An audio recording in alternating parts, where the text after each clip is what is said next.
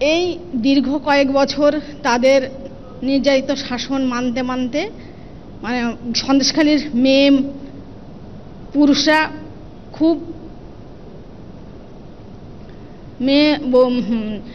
পুরুষরা খুব অতিষ্ঠ হয়েছিল। সে অতিষ্ঠ হতে হতে এই অত্যাচারের মাত্রা মানে প্রচণ্ড হারে বেড়ে যাওয়ার জন্য তাদের আস্তে আস্তে মানে পিঠ দেওয়ালে ঠেকে গেছে। আমি দায়িত্ব নিয়ে বলছি, এগুলো সাজিয়ে আনা মিথ্যা। আমরা ওনাকে আমাদের আধার কার্ডটা দেখাতে চাই। ওনাকে আধার কার্ড দেখালে তো বুঝবে যে আমরা সাজানো কি সাজানো না।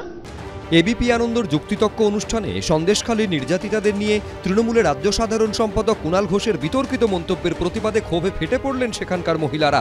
সন্দেশখালী কাণ্ডে ধৃত তৃণমূল নেতা শিবু হাজরা এবং উত্তম সর্দারের বিরুদ্ধে গণধর্ষণের ধারা যুক্ত করেছে পুলিশ। এই প্রেক্ষাপটে মঙ্গলবার যুক্তিতক্ক অনুষ্ঠানে এসেছিলেন সন্দেশখালীর বাসিন্দা 4 মহিলা। তাদের ওপর কি অত্যাচার হয়েছে, তারা কতটা আতঙ্কে রয়েছেন, সে কথাই এবিপি আনন্দে তুলে ধরেন তারা। শিবু হাজরা যদি জেল থেকে বেরিয়ে আসে বা উত্তম বেরিয়ে আসে, আমাদের কিন্তু সত্যি রক্তবন্যা বয়ে যাবে। ঘরে ঘরে গিয়ে খুন করে আসবে। প্রশাসন কিচ্ছু করবে না, শুধু হাত বাঁধা তো প্রশাসনের। প্রশাসন বসে বসে দেখছে, আমরা যখন কোনো কেস নিয়ে যাচ্ছি ওদের কাছে পাঠিয়ে দিচ্ছে। এরপরই বক্তব্য রাখতে গিয়ে কুণাল ঘোষ অভিযোগ করেন এসব মিথ্যে, সাজিয়ে আনা। পাল্টা জবাব দেন সন্দেশখালীর মহিলারা।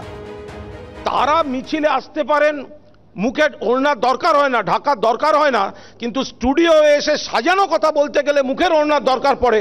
এটা কি করে হতে পারে? উনি যদি আমাদের জীবনের গ্যারান্টি দেন তাহলে আমি মুখ খুলে বলবো যে উনি আমাদের হয়ে যদি আমাদের জীবনের নিরাপত্তা নেন তাহলে আমাদেরকে গ্যারান্টি সহকারে বলতে হবে। আপনার সঙ্গে নির্যাতন হয়েছে? অবশ্যই হয়েছে। আমি না হলে এখানে এসেছি?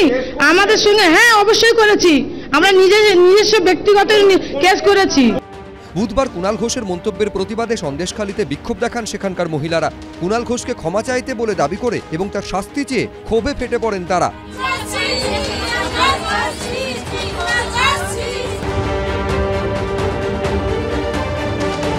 কুণাল ঘোষ বহিরাগত বলে সাজানো ঘটনা বলে বলছেন। সন্দেশখালী তো বিক্ষোভ হচ্ছে, আপনার বিরুদ্ধে পোস্টার পড়েছে, আপনার বাড়ির সামনে বিক্ষোভ। ওরা আমায় নিয়ে ব্যস্ত থাকুক, তৃণমূল কংগ্রেস 42-এ 42 জিতবে। সন্দেশখালীতে আরও একটি গণধর্ষণের অভিযোগ দায়ের হয়েছে, যেখানে অভিযুক্ত সেই তৃণমূল নেতা শিবপ্রসাদ হাজরা। এবিপি আনন্দ।